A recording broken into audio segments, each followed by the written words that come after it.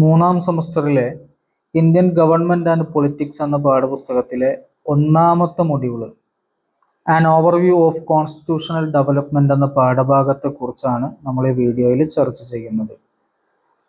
മൂന്നാമത്തെ സെമസ്റ്ററിൽ നമുക്ക് 2 പൊളിറ്റിക്കൽ സയൻസിൻ്റെ പുസ്തകങ്ങളാണ് പഠിക്കാനുള്ളത്. ഇന്ത്യൻ ഗവൺമെൻറ് ആൻഡ് പൊളിറ്റിക്സ് എന്ന പുസ്തകത്തിൽ 5 മൊഡ്യൂളുകളിലായാണ് നമ്മുടെ പാഠഭാഗങ്ങൾ ഉൾപ്പെടുത്തിയിരിക്കുന്നത്. ഒന്നാമത്തെ മൊഡ്യൂളിൽ നമ്മുടെ ഭരണഘടനാ വളർച്ചയെക്കുറിച്ചാണ് പറയുന്നത്. An overview of constitutional development, നമ്മുടെ ഭരണഘടന വികസിച്ചു വന്നത് എങ്ങനെയാണ് എന്നുള്ളതിൻ്റെ ഒരു ചർച്ചയാണ് ഒന്നാമത്തെ പാഠഭാഗത്ത് പറയുന്നത്. 5000 വർഷത്തിലേറെ പഴക്കമുള്ള മഹത്തായ ഒരു രാജ്യമാണ് ഇന്ത്യ. രാജ്യത്ത് വളരെ പഴക്കം ചെന്ന രാഷ്ട്രീയമായ ഒരുപാട് ചിന്തകളെയും രചനകളെയും നമുക്ക് കാണാൻ കഴിയും. കൗടില്യൻ രചിച്ച അർത്ഥശാസ്ത്രം രാജ്യത്തെ പ്രധാനപ്പെട്ട അത്തരത്തിലുള്ള രാഷ്ട്രീയ കൃതികളിൽ ഒന്നാണ്. വർഷങ്ങൾക്ക് ശേഷം ഇന്ത്യയുമായി വ്യാപാര ബന്ധം പ്രോത്സാഹിപ്പിക്കുന്നതിന് വേണ്ടി ഇംഗ്ലീഷ് ഈസ്റ്റ് ഇന്ത്യ കമ്പനി എന്നുള്ള പേരിൽ ബ്രിട്ടീഷുകാർ ഒരു കമ്പനി രൂപീകരിക്കുകയും ഇന്ത്യയുമായി വ്യാപാര ബന്ധത്തിൽ ഏർപ്പെടുകയും ചെയ്തു. AD 1600 English east India company ഇന്ത്യയിൽ അധികാരം പിടിച്ചെടുത്തു. ഇന്ത്യയുടെ ആധിപത്യം, ഇന്ത്യയുടെ ഭരണാധികാരം ഇംഗ്ലീഷ് ഈസ്റ്റ് ഇന്ത്യ കമ്പനി നേടിയെടുത്തു. ബ്രിട്ടീഷ് ഈസ്റ്റ് ഇന്ത്യ കമ്പനി ഇന്ത്യയിലേക്ക് വരുന്ന സമയത്ത് മുഗളന്മാരായിരുന്നു ഇന്ത്യ ഭരിച്ചിരുന്നത്. മുഗൾ രാജാക്കന്മാർ അവരുടെ ശക്തിയുടെയും പ്രതാപത്തിൻ്റെയും ഉന്നതിയിലായിരുന്നു. ഒരു നൂറ്റാണ്ടിനുള്ളിൽ മുഗൾ ശക്തി ക്ഷയിക്കുകയും ശിഥിലമാവുകയും അവരുടെ ഭരണം നഷ്ടപ്പെടുകയും ചെയ്തു. ബ്രിട്ടീഷുകാർ ഈ സാഹചര്യം മുതലെടുക്കുകയും 1773 റെഗുലേഷൻ ആക്ട് എന്നുള്ള പേരിൽ ഒരു നിയമം കൊണ്ടുവന്ന് ഇന്ത്യയുടെ മേലിലുള്ള അധികാരം സ്ഥാപിച്ചെടുക്കുകയും ചെയ്തു. തുടർന്ന് 1784 പിറ്റ്സ് ഇന്ത്യ ആക്ട് എന്നുള്ള പേരിൽ പുതിയൊരു നിയമം കൊണ്ടുവന്നു. ഈ ഓരോ നിയമങ്ങളെക്കുറിച്ച് നമ്മൾ പറയുന്നുണ്ട്. അതേപോലെ തന്നെ 1786 മറ്റൊരു നിയമം കൂടി കൊണ്ടുവന്നു. പിന്നീടുള്ള ഓരോ 20 വർഷങ്ങളും 1793, 1813, 1833, 1853 വർഷങ്ങളിലായിക്കൊണ്ട് ചാർട്ടർ ആക്ട് എന്നുള്ള പേരിലുള്ള നിയമങ്ങൾ ഇന്ത്യയിൽ നടപ്പിലാക്കി. ഇങ്ങനെ ഘട്ടം ഘട്ടമായി ഇന്ത്യയിലുള്ള അധികാരം ബ്രിട്ടീഷുകാർ പൂർണ്ണമായും സ്ഥാപിച്ചെടുത്തു.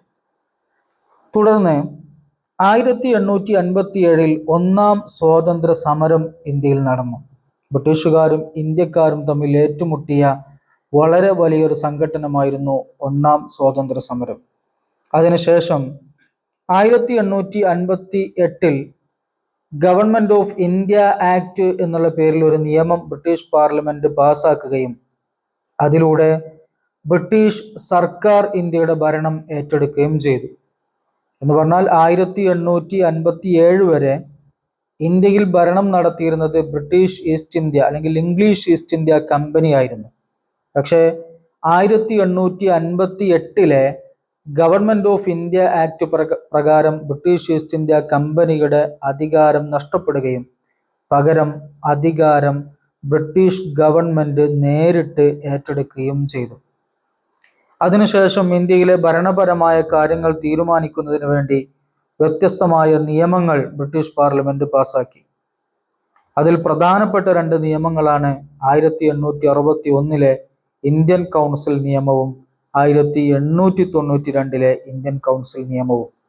ഇങ്ങനെ വ്യത്യസ്തമായ നിയമ നടപടികളിലൂടെയാണ് ഇന്ത്യയെ പൂർണ്ണാർത്ഥത്തിൽ ബ്രിട്ടീഷുകാർ അവരുടെ ഭരണാധികാരത്തിലേക്ക് കൊണ്ടുവന്നത്. ഇനി നമ്മൾ പറഞ്ഞ ആദ്യത്തെ നിയമമായിരുന്നു 1773 റെഗുലേഷൻ ആക്ട്. റെഗുലേഷൻ ആക്ട് എന്ന് പറഞ്ഞാൽ ഈസ്റ്റ് ഇന്ത്യ കമ്പനിയുടെ പ്രവർത്തനം മെച്ചപ്പെടുത്തുന്നതിനും ഈസ്റ്റ് ഇന്ത്യ കമ്പനിയുടെ മേൽ ബ്രിട്ടീഷ് പാർലമെന്റ് കൂടുതൽ നിയന്ത്രണങ്ങൾ ഏർപ്പെടുത്തുകയും ചെയ്ത നിയമമാണ് റെഗുലേഷൻ ആക്ട് അല്ലെങ്കിൽ റെഗുലേറ്റിംഗ് ആക്ട് എന്ന് പറയുന്നത്. 1773 ഈ നിയമം നടപ്പിലാകുന്നത്. ഇതനുസരിച്ച് ഇംഗ്ലീഷ് ഈസ്റ്റ് ഇന്ത്യ കമ്പനിക്ക് പ്രവർത്തിക്കുന്നതിന് വേണ്ടിയുള്ള ഒരുപാട് സൗകര്യങ്ങൾ അവർ ഇന്ത്യയിൽ ഒരുക്കി കൊടുക്കുകയും ചെയ്തു. ഇതിനാണ് ചുരുക്കത്തിൽ റെഗുലേഷൻ ആക്ട് എന്ന് പറയുന്നത്. മറ്റൊരു നിയമമായിരുന്നു 1784 പിറ്റ്സ് ഇന്ത്യ ആക്ട്. 1773 റെഗുലേറ്റിംഗ് ആക്ടിന്റെ കുറവുകൾ പരിഹരിക്കുന്നതിനും കമ്പനിയുടെ അഴിമതി ഭരണം തടയുന്നതിനും വേണ്ടി ബ്രിട്ടീഷ് പ്രധാനമന്ത്രിയായിരുന്ന യങ്ങർ പിറ്റ്സിന്റെ കാലഘട്ടത്തിൽ കൊണ്ടുവന്ന നിയമമാണ് പിറ്റ്സ് ഇന്ത്യ ആക്ട്. ഈ നിയമം അനുസരിച്ചുകൊണ്ട് നേരത്തെ നിയമം കൊണ്ടുവന്ന റെഗുലേഷൻ ആക്ടിൽ ഉണ്ടായിരുന്ന ഒരുപാട് പ്രശ്നങ്ങൾ പരിഹരിക്കുകയും ഈസ്റ്റ് ഇന്ത്യ കമ്പനിയുടെ അഴിമതി തടയുന്നതിന് വേണ്ടിയുള്ള വ്യത്യസ്തമായ നിയമങ്ങൾ കൊണ്ടുവരികയും ചെയ്തു. ഇതിനാണ് പിറ്റ്സ് ഇന്ത്യ ആക്ട് എന്ന് പറയുന്നത്. 1793 ചാർട്ടർ ആക്ട് എന്നുള്ള പേരിൽ ബ്രിട്ടീഷ് പാർലമെന്റ് ഒരു നിയമം പാസ്സാക്കുന്നത്. 1793 മുതൽ 1853 വരെ വിവിധ തരങ്ങളിലുള്ള ചാർട്ടർ ആക്ടുകൾ ഇന്ത്യയിൽ നടപ്പിലാക്കിയിട്ടുണ്ട്. ചാർട്ടർ ആക്ട് എന്നതുകൊണ്ട് ഉദ്ദേശിക്കുന്നത് ബ്രിട്ടീഷ് ഈസ്റ്റ് ഇന്ത്യ കമ്പനിയുടെ ഇന്ത്യയുമായുള്ള വ്യാപാരം 20 വർഷത്തേക്ക് കൂടി പുതുക്കി നൽകാനുള്ള തീരുമാനത്തെയാണ് ചാർട്ടർ ആക്ട് എന്നതുകൊണ്ട് ഉദ്ദേശിക്കുന്നത്. 1793 ചാർട്ടർ ആക്ട് നിലവിൽ വന്നു. അഥവാ 1793 മുതൽ 20 വർഷത്തേക്ക് ഇന്ത്യയുമായി കൊണ്ട് വീണ്ടും വ്യാപാരം ചെയ്യാനുള്ള അനുമതി ബ്രിട്ടീഷ് ഈസ്റ്റ് ഇന്ത്യ കമ്പനിക്ക് ബ്രിട്ടീഷ് പാർലമെന്റ് നൽകുകയുണ്ടായി. തുടർന്ന് 20 വർഷം വീണ്ടും ബ്രിട്ടീഷ് ഈസ്റ്റ് ഇന്ത്യ കമ്പനി ഇന്ത്യയിൽ ഭരണം നടത്തുകയും വ്യാപാര ബന്ധങ്ങളിൽ ഏർപ്പെടുകയും ചെയ്തു. 1813 ഈ വാണിജ്യ കരാർ ചില ഭേദഗതികളോടെ വീണ്ടും 20 വർഷത്തേക്ക് പുതുക്കി. അതാണ് 1813 ചാർട്ടർ ആക്ട് എന്ന് പറയുന്നത്. ശേഷം 1833 വീണ്ടും കരാർ പുതുക്കി. ഒരു വാണിജ്യ കമ്പനി എന്ന നിലയിൽ ഈസ്റ്റ് ഇന്ത്യ കമ്പനി അതുവരെ കച്ചവട ബന്ധങ്ങളിലേക്ക് ഏർപ്പെട്ടു പോയിരുന്നെങ്കിലും 1833 മുതൽ ഇന്ത്യയിലെ ഒരു ഭരണകൂടം എന്നുള്ള നിലയിലേക്ക് ബ്രിട്ടീഷ് ഈസ്റ്റ് ഇന്ത്യ കമ്പനി മാറി. തുടർന്ന് വീണ്ടും 20 വർഷം ബ്രിട്ടീഷ് ഈസ്റ്റ് ഇന്ത്യ കമ്പനി ഇന്ത്യയുമായി കൊണ്ട് വ്യാപാര ബന്ധത്തിൽ ഏർപ്പെട്ടു. അതോടൊപ്പം ഇന്ത്യയിൽ ഭരണം സ്ഥാപിക്കുകയും ചെയ്തു.